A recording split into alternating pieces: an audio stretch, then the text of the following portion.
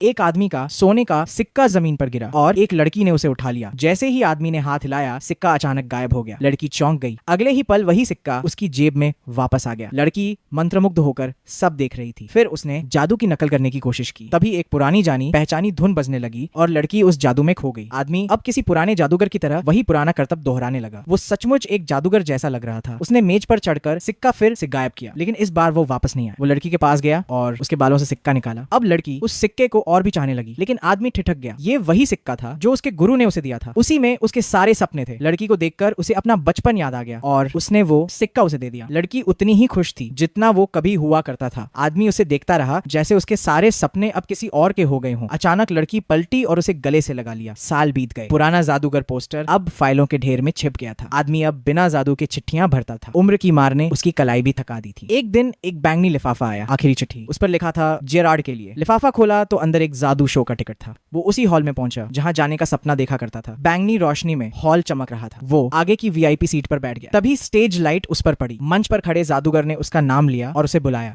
जादूगर ने उसकी जेब से टिकट निकाला और उंगलियों में घुमाकर उसे उसी पुराने सोने के सिक्के में बदल दिया। वो सिक्का उसकी हथेली पर रखा गया। रोशनी तेज हुई और सामने वही लड़की खड़ी थी। अब एक जादूगर बन चुकी थी। उसने उसकी गर्दन में एक जादूगर की चादर डाली और कहा, अब तुम्हारी बारी है। जिस आदमी ने कभी डाकखाने में तालियों की कल्पना की थी, अब सच में मंच पर था। डाकखाने की दीवार पर अब उसकी और लड़की की तस्वीर थी और पुराना पोस्टर। अब एक नए जादू की शुरुआत बन चुका था।